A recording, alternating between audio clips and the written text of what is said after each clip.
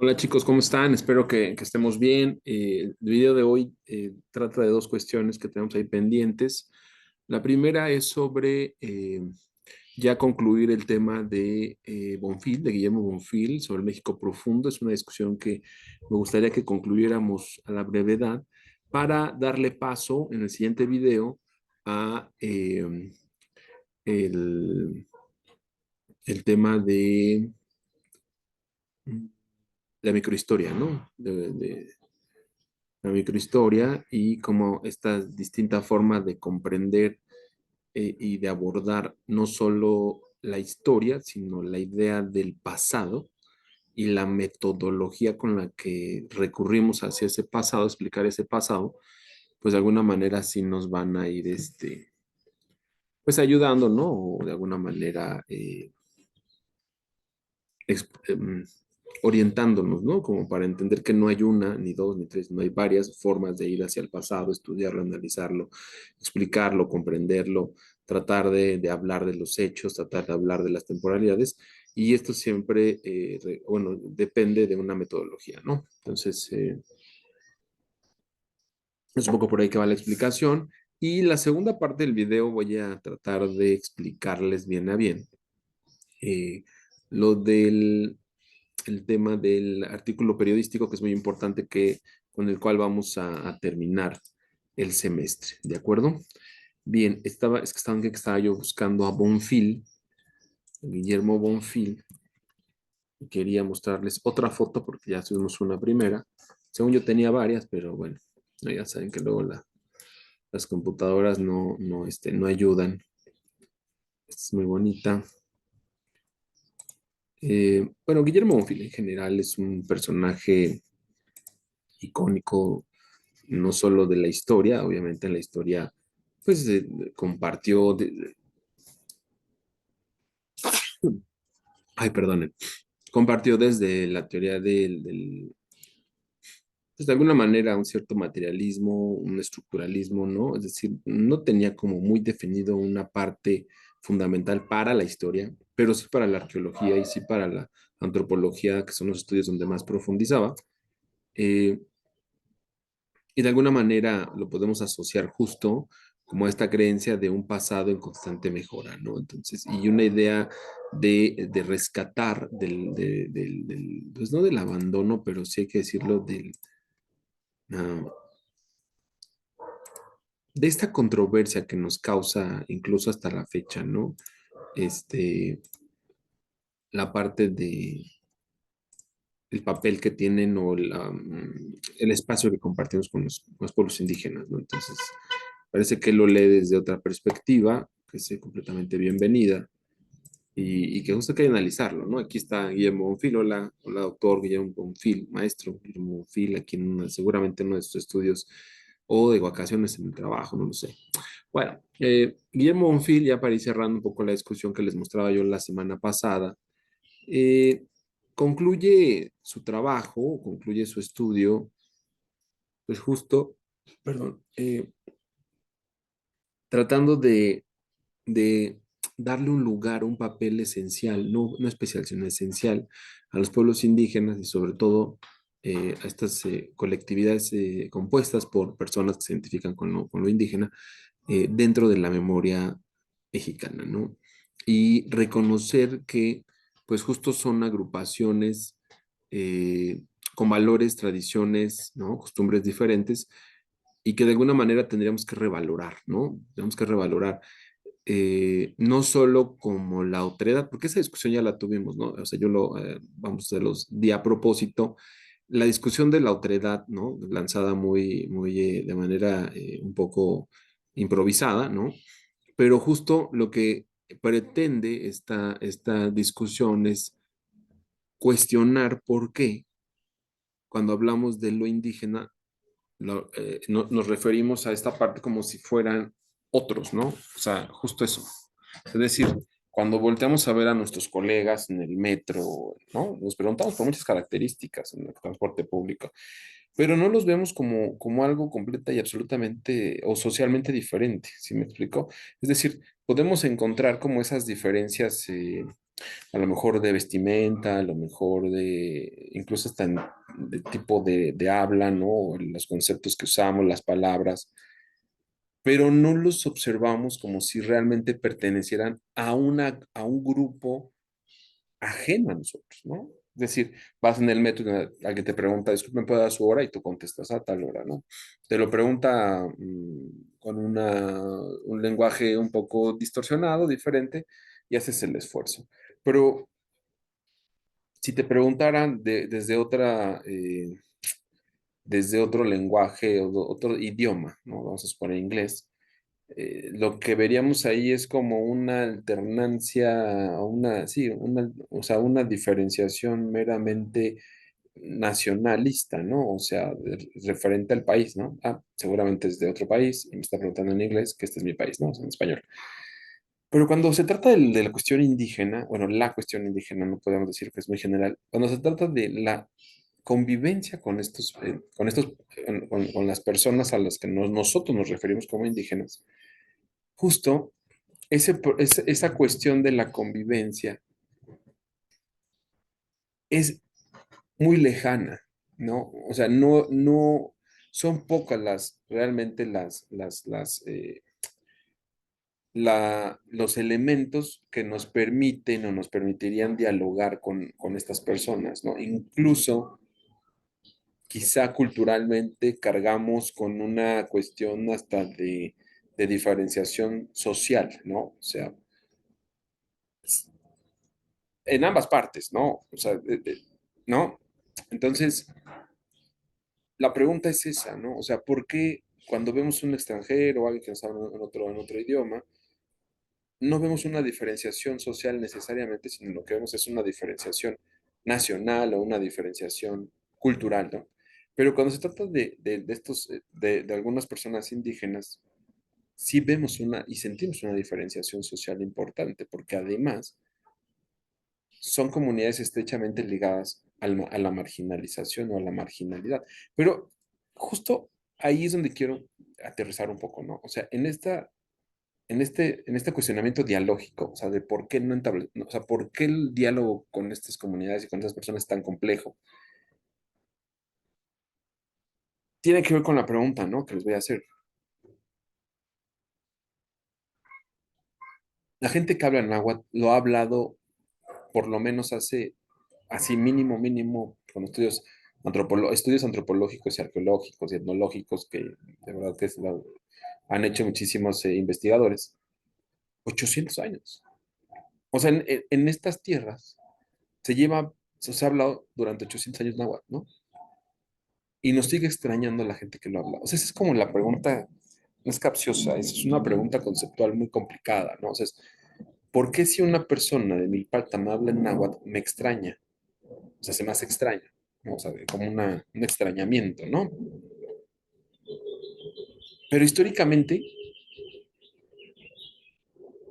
el que debería cuestionar ese extrañamiento soy yo, no la persona que habla náhuatl, porque su náhuatl seguramente es moderno, pero tiene una herencia de 800 años. El español que nosotros hablamos tiene una herencia como de 300 años o menos, ¿no? Porque el español que hablamos, o sea, la instrucción del español al pueblo común es de la época liberal para acá, o sea, de 1850, 1870 para acá. ¿Sí me explico? Entonces, ese son el tipo de cuestionamientos que tenemos que hacer. O sea, de pronto, ¿por qué nos extrañamos de una lengua, o sea, de una lengua que está aquí desde hace cientos de años más que la nuestra, ¿no? Esa es la pregunta que quiero que se hagan. O sea, no es una cuestión de discriminación, chicos, sino es más bien voltear un poco el cuestionamiento. No es si lo discriminamos o no, es por qué pienso en la discriminación cuando las preguntas deberían girar en torno a otros elementos, sobre el lenguaje, sobre el idioma, sobre las tradiciones, las costumbres, los valores, las representaciones, las convergencias políticas, las divergencias políticas, los conflictos, tanto sociales, económicos. O sea, es decir, hay muchísimo que preguntarnos sobre los pueblos indígenas que va más allá de una cuestión de discriminación, porque no es la inclusión lo que va a resolver el problema. Y es algo que me estoy casando ahorita con eso. O sea, tengo más o menos 3 o 4 años estudiando la inclusión en estos términos antropológicos o educativos más bien, o sea, enfocados en la educación. De hecho, les comento, les presumo, ¿verdad? Tengo por ahí hasta un ensayo premiado sobre la inclusión educativa que parte de un caso, ¿no? De una estudiante que tuve, que tuve y era de ascendencia indígena, excelente estudiante, o sea, de verdad, tan buena estudiante como ustedes, o sea, así comprometida, estudiosa, lectora, no, de verdad, qué bonito es tener estudiantes tan comprometidos como ustedes, como ella, ¿no? Porque te hacen reflexionar justo y te hacen replantearte, ¿no? Ciertas situaciones. Entonces yo de pronto creí que estaba como en la línea de la inclusión, como si la inclusión fuera a resolver uno de los problemas más graves, que es el de la educación. Pero hoy, con la discusión que he tenido en estos últimos semestres, y sobre todo la que tuve con ustedes, como que me prendió el foco y dije, claro, el problema no es, o sea, no podemos pensar en el problema de la inclusión porque el problema no es una cuestión de discriminación. Y aquí es donde retoma Bonfil. El problema es una cuestión de memoria, es decir, de reconocimiento, no del otro, sino de reconocimiento de nosotros frente al otro. O sea, es cómo nos dibujamos frente a ellos, ¿no? Empoderados, impositivos. Bueno, pues cambiemos eso. Dejemos de ser empoderados, dejemos de ser impositivos frente a estos colectivos, ¿no? Estas colectividades. Y, y eso nos va a abrir un panorama, y justo del que hablaba Bonfil, ¿no? Enorme, porque nos vamos a empezar a dar cuenta que hay rastros de lo indígena en todos lados. O sea, no solo en nuestras familias, no solo en nuestros idiomas, no solo en nuestra memoria, los hay cruzando la calle, los hay justo en el transporte público, en la propia escuela. Es decir, me parece que la inclusión es es una respuesta es una respuesta demasiado pronta para un problema que tenemos que asumir como nuestro. El problema lo causamos nosotros, los herederos del liberalismo mexicano, nosotros lo causamos. Y por lo tanto, me parece que por responsabilidad social debemos plantear soluciones en plural, o sea, soluciones. Y entonces ahí ya hago una crítica a la obra de Bonfil, porque no hablamos de el pueblo indígena o lo indígena más que en una referencia teórica, ¿no? O sea, en una cuestión de historia, de teoría de la historia. Pero cuando nosotros enfocamos nuestro trabajo ya a una cuestión más propia de los pueblos indígenas, sí tenemos que ser muy específicos. ¿Qué territorialidad, no? Eso es parte de la historia. ¿Qué territorialidad y qué temporalidad estoy trabajando? ¿Quién es mi sujeto de la historia? Y entonces ahí vamos a ver que la división de lo indígena, más bien que lo indígena se divide en cientos, si no es que, bueno, por lo menos cientos de pueblos que nosotros clasificamos como indígenas con identidades distintas, ¿no? Por ejemplo, si estudiamos el norte, podríamos pensar, ¿no? Ahí hay pueblos que se identifican con, con nuestro concepto clasificatorio moderno, liberal, republicano, histórico, antropológico, como quieran llamarlo, ¿no? Se identifican con lo que nosotros llamamos coras, ¿no? O sea, los coras, los mexicaneros, y más para arriba, ¿no? Los seris, eh, tepehuanos, tepehuanos son al sur, eh, ¿no? Todos estos pueblos del norte que también tienen toda una tradición hermosa, ¿no? Donde es por ejemplo, la danza del venado, ¿no?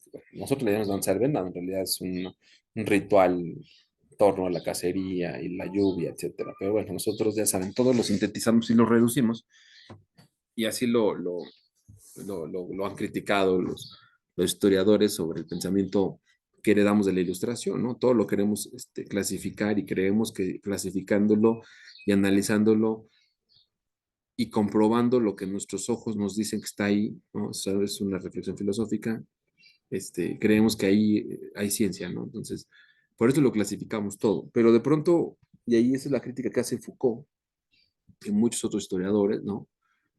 De pronto creemos que lo que nosotros clasificamos es lo verdadero, lo real, y se nos olvida que el mundo es inaprehensible, ¿no? Entonces, o sea, de pronto decimos, ellos son coras. No, espérame, nosotros asumimos que ellos son coras y colocamos en una lista o le llamamos en nuestras listas de clasificación antropológica que seguramente tienen un interés político y un interés social y un interés económico, les ponemos coras, ¿no?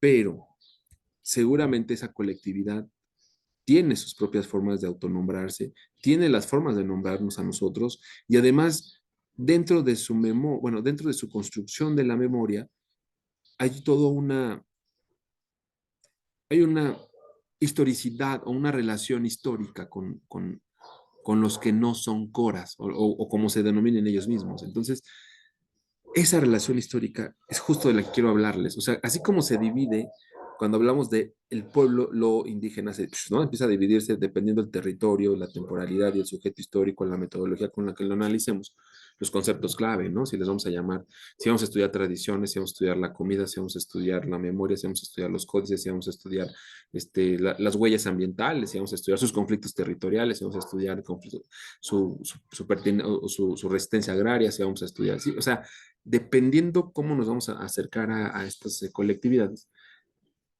hay una cuestión que voy a poner en la mesa, porque me parece que ustedes como grupo han madurado justo al punto que quiero llegar. La única forma de construir un planteamiento dialógico, es decir, un diálogo con estas colectividades, es colocando o tratando de estudiar las relaciones, la, la historia de las relaciones que ellos tienen con lo externo, ¿no? Y eso nos obliga a entender o tratar y esforzarnos por comprender su memoria histórica, ¿no? Y aunque lo vamos a hacer en nuestros propios términos, me parece que ese puede ser un principio para avanzar justo en el punto donde lo decía Bonfil, ¿no? En este reconocimiento, en esta revaloración de los pueblos. Yo agregaría ahí como historiador que necesitamos, antes que nada, estudiar las relaciones, la historia de las relaciones que han tenido con los otros pueblos. Y eso nos incluye a nosotros, como criollos, o como republicanos, o como mexicanos no indígenas, o los no indígenas, ¿no? Este, es importante, es muy importante, es fundamental, me parece, ¿no? Entonces, creo que por ahí va un poco el asunto. Y pues para ir cerrando esta parte, o sea, de Bonfil tenemos que rescatar tres cosas, ¿no? La primera es que en su obra, pues obviamente coloca al sujeto al indígena, lo indígena, porque no es al indígena, es lo indígena, ¿no? Como sujeto histórico. ¿Y qué es lo indígena? Bueno, los pueblos, la gente, las personas, las tradiciones y su historia, ¿no? Es el segundo punto que rescatamos de Bonfil. O sea, hay una reconstrucción, se trata de hacer una reconstrucción histórica de cómo llegaron estos pueblos a donde están, ¿no? Y ahí, pues bueno, construye una narrativa eh, muy muy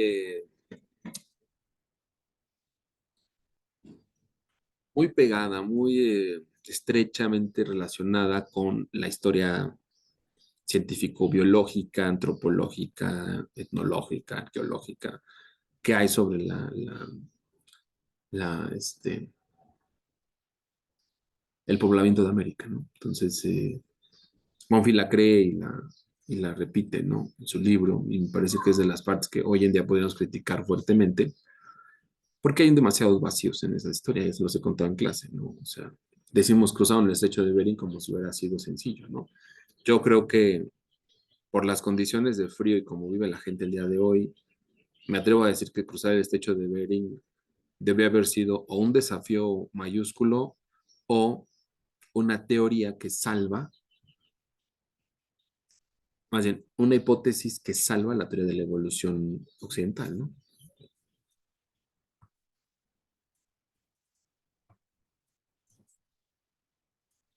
Bueno,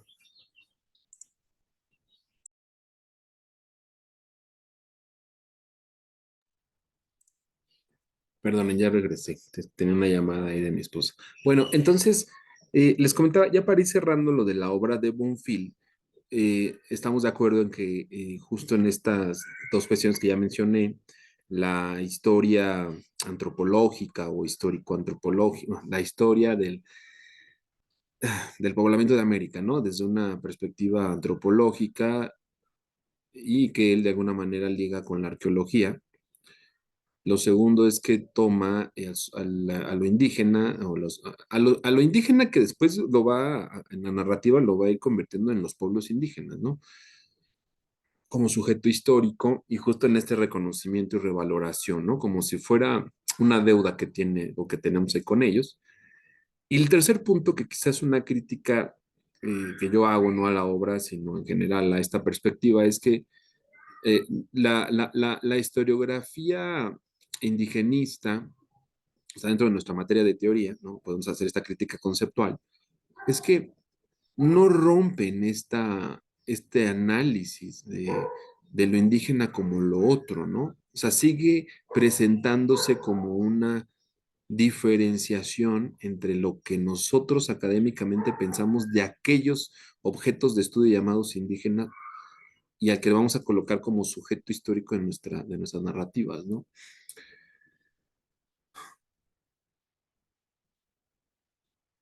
Sería una hazaña hablar de la sociedad mexicana y pensar de manera primaria que, son, que eso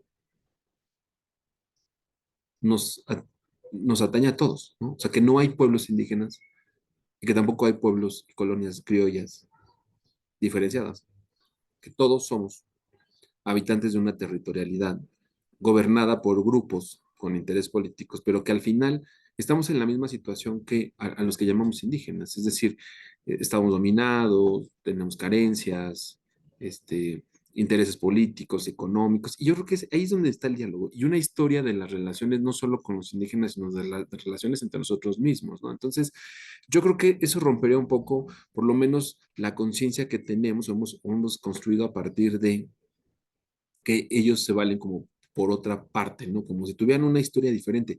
Y claro que no, tenemos una historia bien común, que es la, la gobernanza de grupos privilegiados sobre el resto, ¿no? Algo muy materialista o muy del materialismo histórico, pero yo creo que sí lo compartimos, ¿no? Así como decimos que ellos están excluidos y discriminados, vamos, también tenemos que asumir que nosotros estamos excluidos y discriminados de esa riqueza de la que se habla en estas listas de millonarios, ¿no? O sea, no, es decir, ¿cómo es posible? Yo se los he dicho muchas veces, ¿no? Lo estoy tratando de hilar con todas las discusiones que hemos tenido, ¿no? ¿Cómo es posible que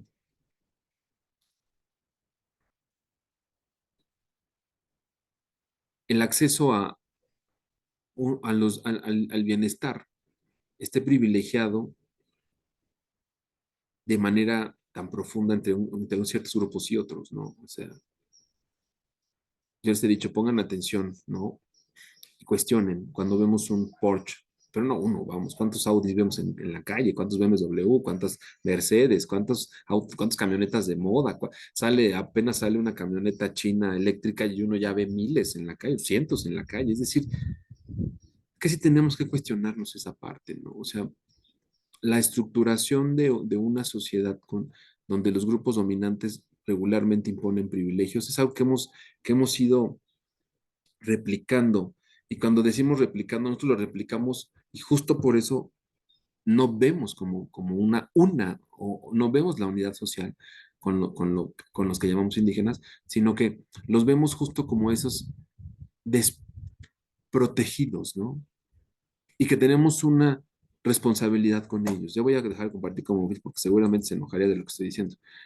Pero es exactamente lo mismo, porque estamos replicando un patrón que vemos justo hacia arriba, ¿no? Si lo vemos como en esta verticalidad social, lo vemos hacia arriba. Es que nosotros tampoco pertenecemos al grupo de los ricos, ¿no? Y también nos excluyen y también nos discriminan y también están fuera muchos puestos de trabajo para nosotros que ellos ocupan y también estamos fuera de todos estos espacios donde ellos dominan y los que ellos pagan, ¿no? Entonces, y no es porque quisiéramos acceder a ellos, es que también tenemos esa oposición, o diría más, esa dialéctica, ¿no? Bueno, es la misma que nosotros vemos con los indígenas, o sea, y no la vamos a resolver meramente con un reconocimiento narrativo. Y esa es la parte donde yo ya no comparto con Bonfil, y ya con eso cierro la parte de la obra, es que no lo vamos a resolver solo con una acción narrativa, ¿no? Es un problema de igualdad, no de equidad, de igualdad. O sea, no es un problema de inclusión, de desigualdad. Y tenemos que colocar, yo le he dicho, las plataformas necesarias para que esa igualdad exista, ¿no? Así como nos vemos de iguales en un salón, eso es justo lo que tenemos que hacer socialmente. O sea, construir una sociedad completamente igualitaria implicaría algún tipo, algún aspecto de socialismo, de, no sé, de comunismo, no lo sé. Bueno, si no vamos a hacerlo en la Unión Soviética, porque no lo podríamos hacer, es una dictadura terrible, pero sí podríamos retomar los principios de igualdad, ¿no? O sea, la igualdad, ¿no? La igualdad revolucionaria, no aquella igualdad burguesa de la Revolución Francesa, sino esta igualdad eh, humanística, ¿no? Y ahí rescatamos mucho de lo que vamos a ver en filosofía, bueno, ustedes van a ver en filosofía próximamente, ¿no? Esta igualdad humanística en la que todos compartimos una dignidad y un lenguaje y deberíamos compartir mucho más que meros intereses y privilegios y todas estas cuestiones, ¿no? Entonces, por ahí vamos, no, no es una tesis lo que estoy diciendo que es una crítica, pero porque en algún momento bueno, en algún momento publicaré mi propia tesis sobre cómo responder a la cuestión indígena, ¿no? Bien, bueno, ahí termino esta parte del Bonfil y voy a tratar de explicar un poco lo que vamos a hacer con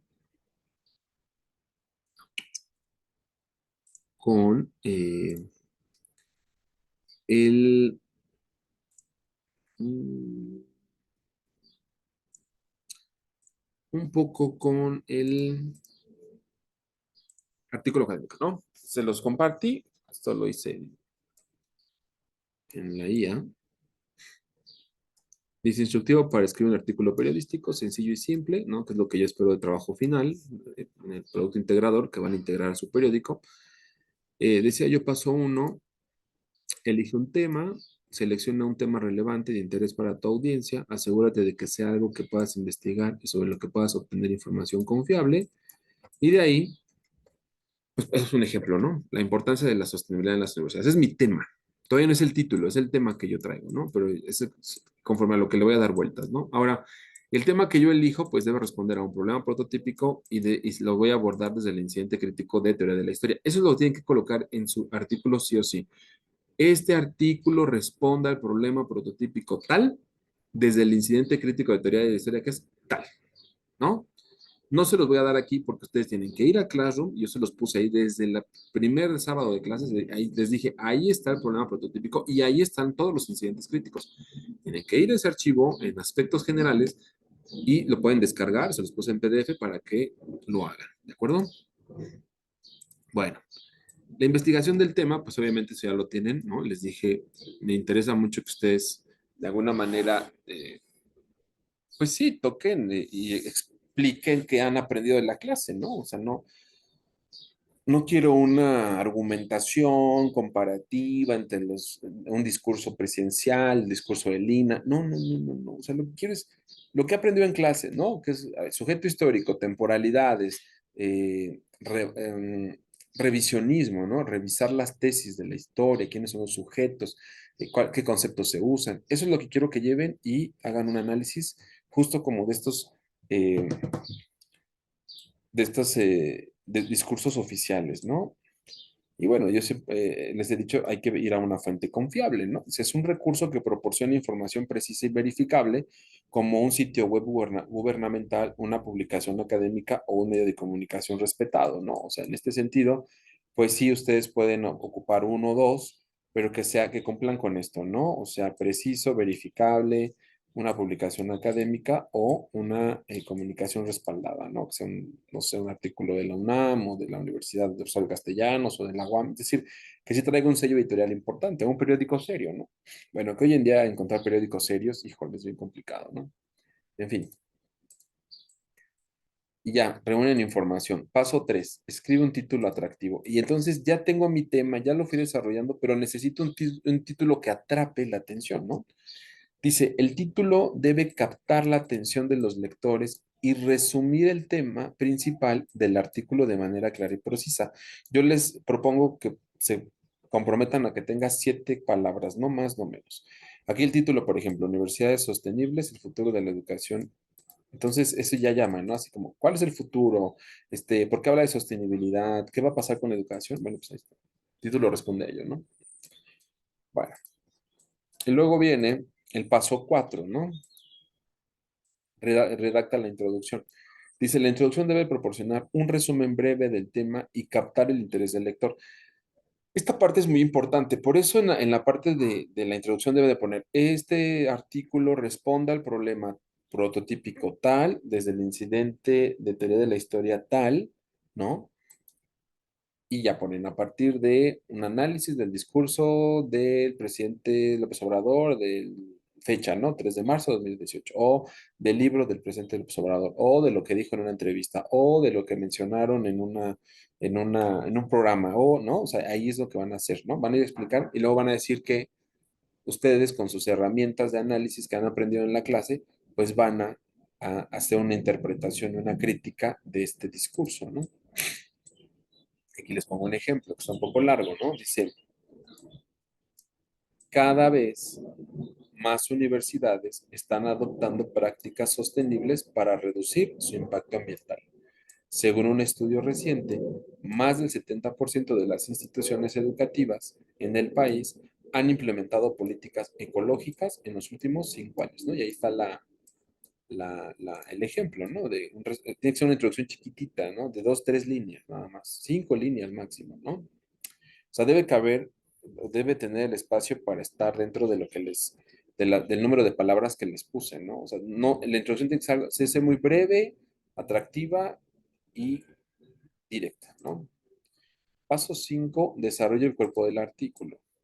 Y aquí esta es una propuesta, ¿no? Dice, divide el cuerpo del artículo, o sea, divide tu columna, bueno, más bien, perdón, divide tu artículo en varios párrafos, cada uno enfocado a aspectos diferentes. Es decir, a lo mejor el primero pongo de dónde saqué la fuente, el segundo pongo cuál era el tema principal de la conferencia de la mañanera, el tercero pongo hacia quién se dirige ese discurso, el cuarto pongo cuál es mi crítica, el quinto pongo si hubo críticas en otros medios, el sexto pongo cuáles son las consecuencias de un discurso de odio. ¿Sí me explico? O sea, cada párrafo tiene que ser muy directo y sin extenderse más allá de las palabras necesarias, ¿no? Si tienen dudas sobre las características del artículo, vayan a aspectos generales, descarguen, ¿no? Esta parte de la evidencia integradora y ahí viene.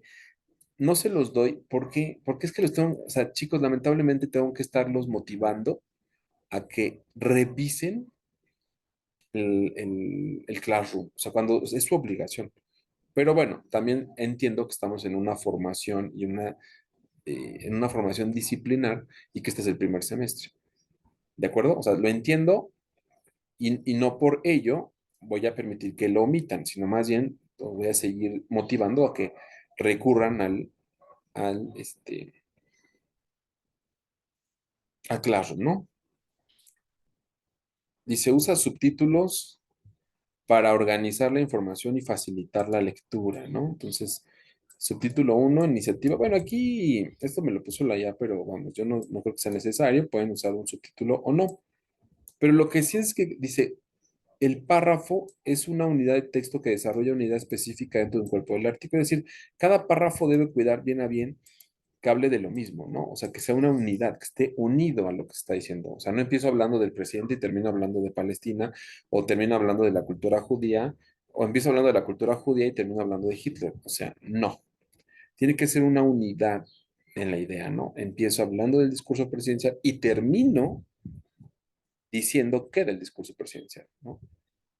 Y el que sigue. Ahora voy a hablar de la crítica a los discursos de odio. Empiezo hablando de eso y termino diciendo qué es, ¿no? O sea, así, ¿no? En ese punto, ¿sale? Por favor. Bueno, si quieren ver que hay más aquí, pues son ejemplos, ¿no? ejemplos de los subtítulos, que ustedes no creo que necesiten subtítulos, pero bueno, si los quieren poner, pues ahí están los ejemplos, ¿no? Bien, ¿de acuerdo?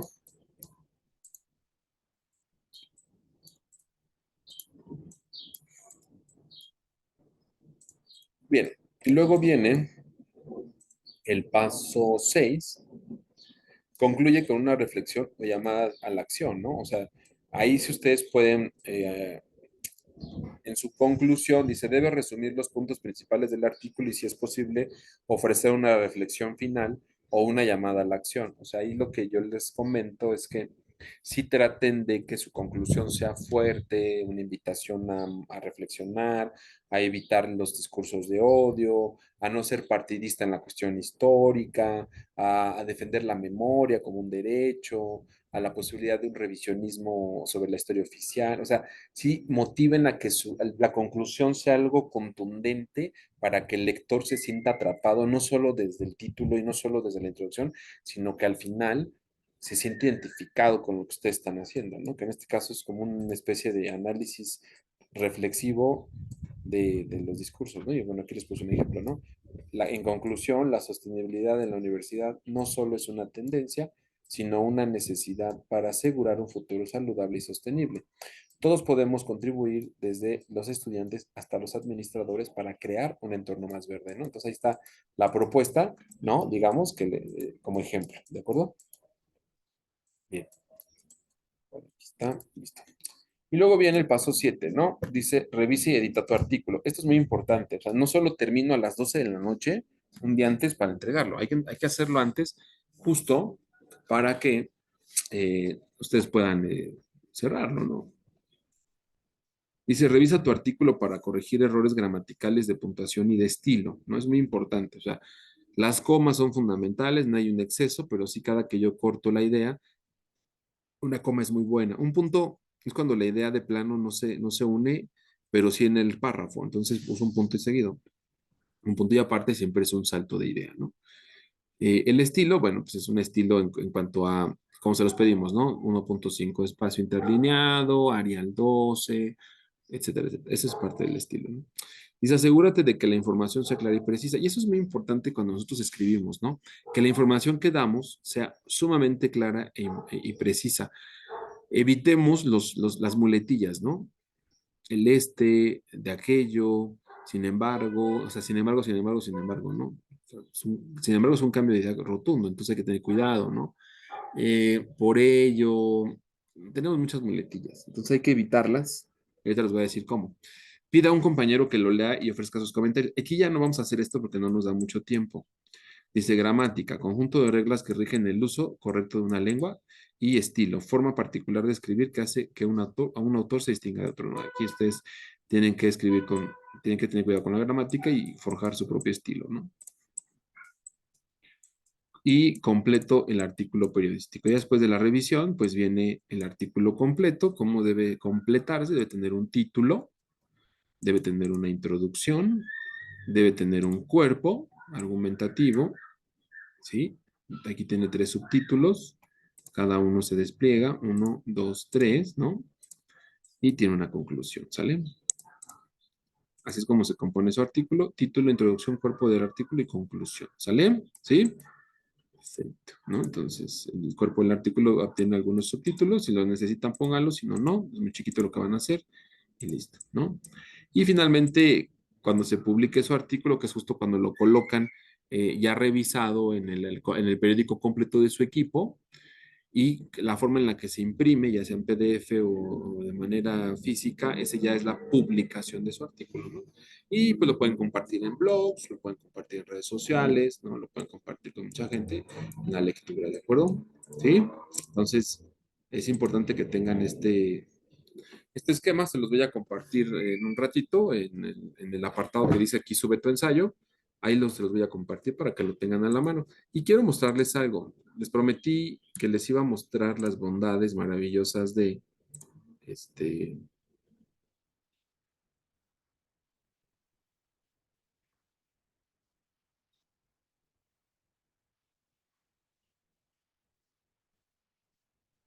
las bondades de la IA, ¿no? Para este caso, déjenme checar, voy a abrir, y ahorita se los voy a enseñar, ¿sale? Tan, taran, tan, tan, tan. Muy bien. Bueno, yo tengo en la IA, la uso para muchas cosas, pero siempre como apoyo, no es mi apoyo. O sea, y eso es algo que quiero que se comprometan a hacer como de manera ética, ¿sí? Es un apoyo, no es mi o sea, no, a mí no me crea las cosas, ¿no? No me va a suplir, pues, o sea, no me va a suplir la IA, sino solo me va a apoyar, ¿de acuerdo? Espérenme que ya me hice bolas, ya está. Miren. Yo uso ChatGPT y quiero ¿cómo van o cómo les propongo que lo usen para su artículo? Bueno, yo ya tengo mi artículo periodístico, ¿de acuerdo? Entonces, ¿qué voy a hacer? ¿Qué le voy a decir a ChatGPT? A ver, ya tengo mi artículo periodístico, pero necesito que me lo revise a alguien, sobre todo en la parte de gramática, estilo. ¿Se acuerdan que lo vimos ahorita? Entonces, le tengo que decir, a ver, primero, como nece- ChatGPT actúa como, tienen el 3.5. Bueno, está bien. A ChatGPT actúa como lo que nosotros le indiquemos. Entonces, en este caso le voy a decir, actúa como editor, ¿no? El editor es el que revisa los artículos antes de publicarlos. Después le voy a decir, eh, analiza y corrige el estilo del siguiente artículo. Ujú, punto. ¿Qué es lo que quiero que corrija? Corrige la gramática y mejora el estilo del autor, o sea, o autora, ¿no? ¿Ya vieron? ¿Sí? Eh, también corrige el lenguaje para, no,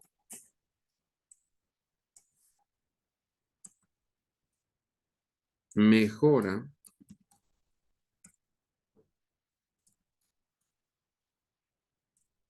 con lenguaje inclusivo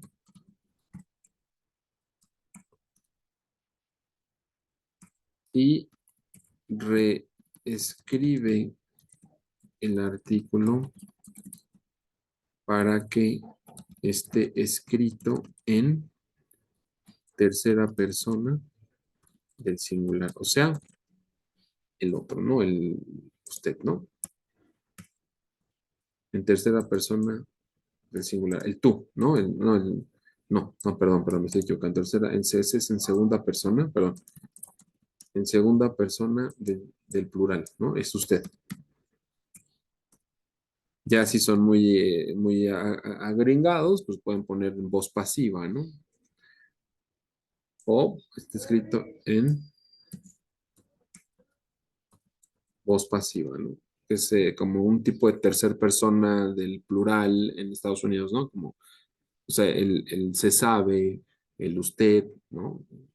Se dice que es un poco en voz pasiva. Eh, ¿Qué más? Bueno, dicho esto, ah, ¿no? Genera un título atractivo de 7 palabras y reduce el artículo a 250 palabras. Yo más o menos me acuerdo que les dije algo así, ¿no? Una conclusión motiva a una acción para resolver el problema. ¿Está lista? Vamos a ver qué nos dice la IA si está lista para todo lo que le pedí. Estoy lista, dice luego, ¿eh? Proporciona el artículo que deseas que te corrija. Órale, ¿no? Entonces, este, digamos que yo puedo ir por un artículo. Déjenme buscar alguno para que vean cómo lo hace. Ahora que he estado escribiendo cosas. Miren, escribí algo sobre una conferencia que di hace no mucho. Aquí está, coloquio, actividad, cronograma.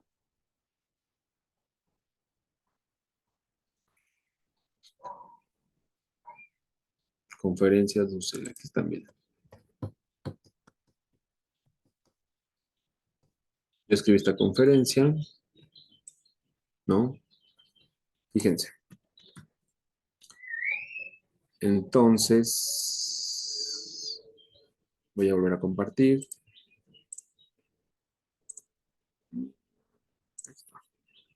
Ahí está. Ahí va, ¿eh? Escribí, solo es una página de introducción de una conferencia. Vean, ¿no? Esta es una conferencia que yo di y vean, ya me la está revisando. ¿Vieron? Se ha explorado, ahí está la voz pasiva. Se ha explorado la influencia significativa de Enrique Dussel, un destacado filósofo argentino-mexicano en el programa tal. Se ha observado, ahí está la voz pasiva, que la propuesta es relevante, considerando que la reflexión sobre el tata, y vean si cambia, porque yo tengo esto. La presente conferencia explora, la propuesta es significativa si consideramos que la ¿no? Propuesta, y que ya me lo corrigió, ¿no? Dussel es reconocido como un pionero en el estudio de la filosofía. Conclusión, se invita a toda la comunidad. O sea, ya me partió el texto y sacó su propia conclusión. Aquí nosotros no tenemos que hacer eso porque ustedes sí tienen que ponerle su texto. Introducción, desarrollo del cuerpo y conclusión para cuando se los corrija, no se los genere la misma IA, sino nada más les vaya respetando su división del texto, ¿no? ¿Cómo ven? ¿Les gusta? ¿No les gusta? ¿Les llama la atención? ¿Les atrapa? ¿No les atrapa? ¿Qué opinan? ¿Qué dicen? Más o menos, ¿no? Y así pueden ayudarse con la IA. Nada más dile, actúa como editor. Y si quieren que sea una parte más sencilla, pueden decirle, actúa como corrector de estilo, ¿no?